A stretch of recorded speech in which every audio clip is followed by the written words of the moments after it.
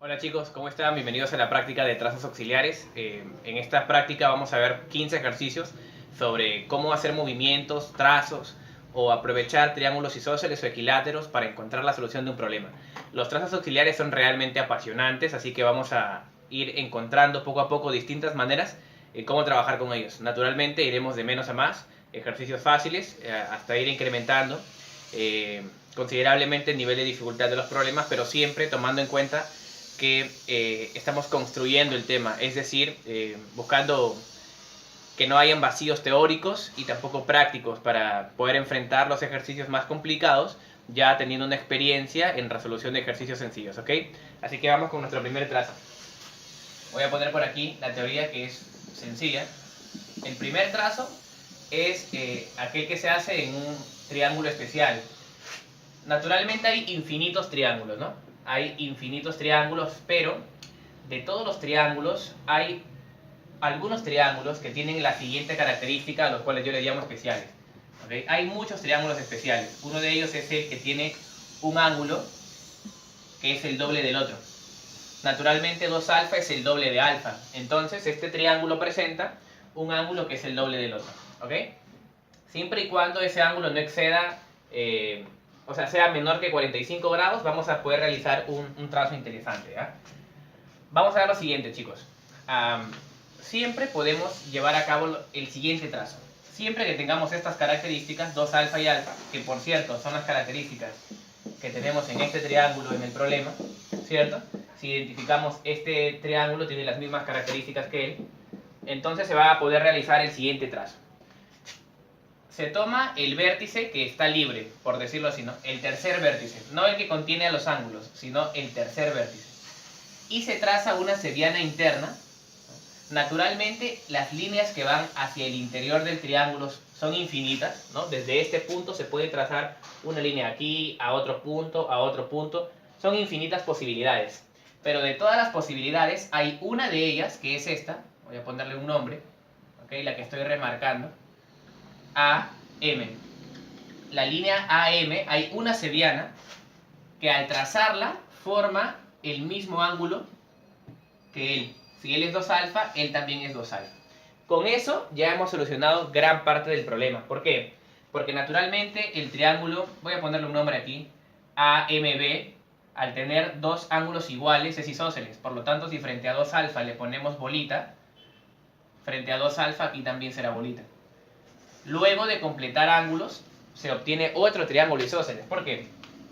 Porque es fácil notar de que el ángulo que estoy marcando ahora, ¿okay? Este ángulo que estoy pintando, él, también mide alfa. ¿Por qué? Es obligatorio que él mida alfa para que sea alfa más alfa, 2 alfa, ¿no? Recordando la propiedad de que dos ángulos internos suman el externo, ¿no? Este interno más este interno más este interno me dará el ángulo externo, ¿no? Propiedad básica de un triángulo. Se sabe de que si él es A y él es B, entonces el externo es A más B. ¿Está bien? Por lo tanto, para que él sea 2 alfa, tiene que ser obligatoriamente este ángulo, el que está señalado, alfa, ¿no? Alfa más alfa y completa 2 alfa. Entonces, el triángulo MAC también es isósceles porque tiene dos ángulos iguales, alfa y alfa. Si frente a alfa ubicamos bolita, frente a alfa también ubicaremos naturalmente bolita. Así que el triángulo ha tomado una forma interesante, ¿no? Dos lados iguales aquí, dos lados iguales aquí. Y eso ya nos va a ayudar naturalmente con la solución del problema. Si juntamos este trazo con la siguiente recomendación, el problema se resuelve rápidamente. Hay una recomendación que cae bastante natural. Lo que pasa es que sabemos que cuando tengamos un ángulo de 60 grados y dos lados iguales, ¿okay? Que contengan al ángulo, dos lados iguales formando un ángulo de 60 grados, el paso inmediato es cerrar, ¿okay? Se cierra y el triángulo formado es equilátero. Siempre que se tenga 60 grados y dos lados que lo contienen, dos lados iguales, se cierra, ¿no? Se procede a cerrar o formar el triángulo y el triángulo formado es equilátero, ¿no? Bien, chicos, entonces en el triángulo pintado de verde, apliquemos la teoría que acabamos de revisar. Como tenemos alfa y 2 alfa, desde el vértice libre, el tercer vértice, tracemos una seriana que forme 2 alfa también. ¿Ok? Entonces, si frente a 2 alfa tengo bolita, frente a 2 alfa también será bolita. Por la misma observación hecha aquí, obviamente este ángulo es alfa, para que la suma de ellos dos sea 2 alfa, ¿no? Frente a alfa bolita, frente a alfa bolita. Entonces, este triángulo también es isósceles, ¿no? Ya está. Ahora, chicos, el resto es observación, porque si notamos, al sumar estos dos ángulos, ¿ok? Si sumamos estos dos ángulos, ¿no? Cuando dos ángulos están adyacentes o uno al costado del otro, se llaman ángulos adyacentes o ángulos consecutivos, ¿ok?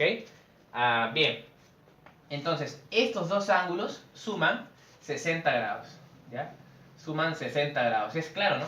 Alfa más 60 menos alfa suma 60 grados.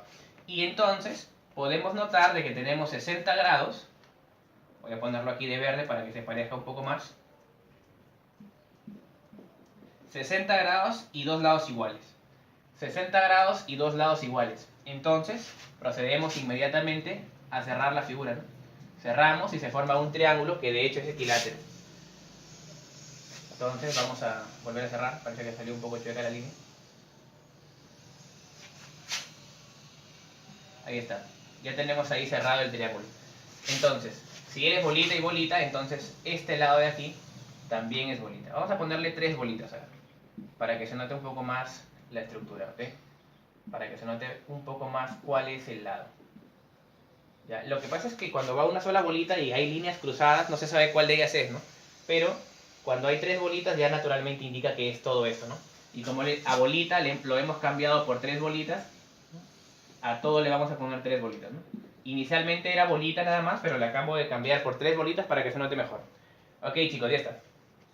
Ahora, una simple observación nos dará lo siguiente. Si a él le llamo M, a él le llamo A y a él le llamo P, por ejemplo, claramente el triángulo MAP es isósceles, porque el lado MP es 3 bolitas y el lado MA es 3 bolitas. Si frente a 3 bolitas se tiene todo este ángulo que es X más alfa, naturalmente frente a 3 bolitas aquí también se tendrá X más alfa. Con eso el problema está a punto de terminar, chicos. Veamos lo siguiente. Como este triángulo es equilátero, ¿no? 60, entonces todos los ángulos son 60 grados. Él es 60 grados y él es 60 grados. Listo, el problema terminó. ¿Por qué? Observemos el triángulo que voy a pintar de azul. ¿Ya? Observemos el triángulo que voy a pintar de azul. O también podemos tomar lo siguiente, ¿no? Voy a utilizar mejor esta figura, ¿no? MPAZ. Si la extraemos, ¿ok? Si extraemos la figura MPAZ, en A tenemos X, en P tenemos X más alfa, en M tenemos 60 grados, este es A, este es P, este es M y L es Z. Y L es alfa.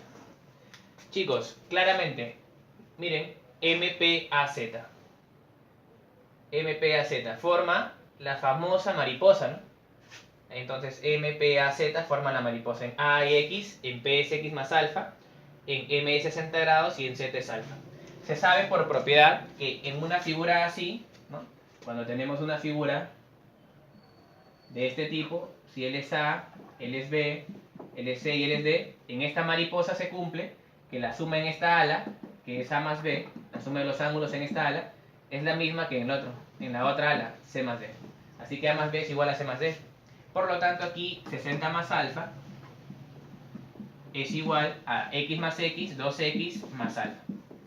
Es claro de que se puede simplificar o restar en ambos miembros alfa y me queda que 2X es 60, luego de extraer mitad, claramente X es 30 grados. Así que ahí tenemos la respuesta para el primer problema, chicos. El valor de X es 30 grados.